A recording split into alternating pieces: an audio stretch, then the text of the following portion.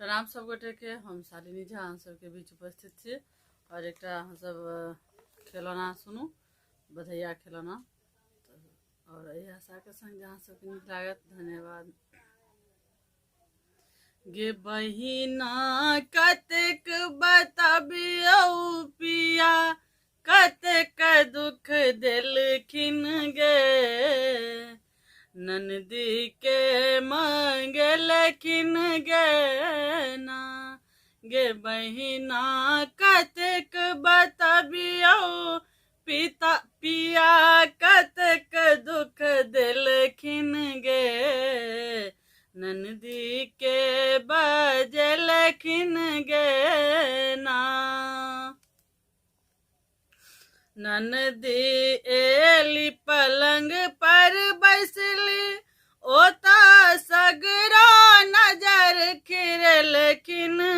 ननदी एली पलंग चर बैसली, ओता सगरा नजर खिरली। हमरा पेटी में सौ सारी पहिर चमकेलखिन गे, हमरा पेटी में सौ सारी पहिर चमकेलखिन गे, ननदी के बजलखिन गे ना।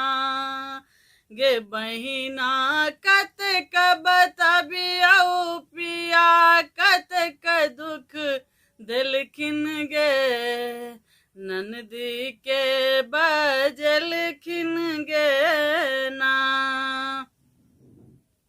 ननदी एलिया माँ लग बैसली, ओता हुकुम पे हुकुम चललखिन।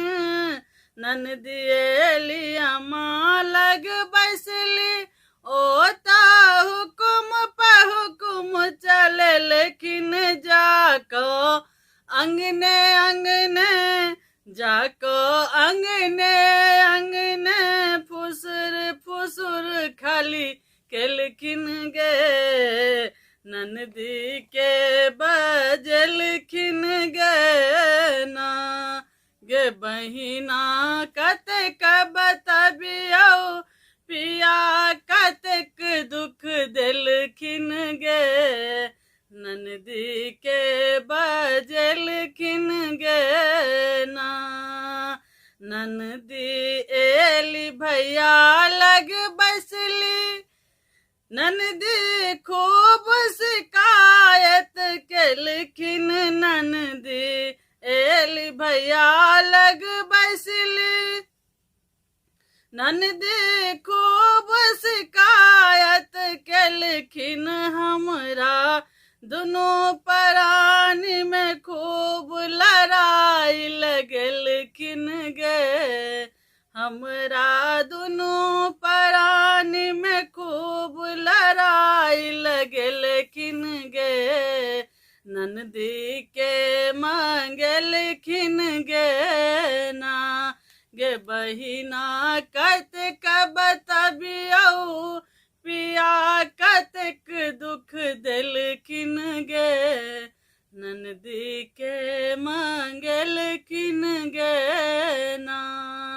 ननदी के मंगलखिन गे ना।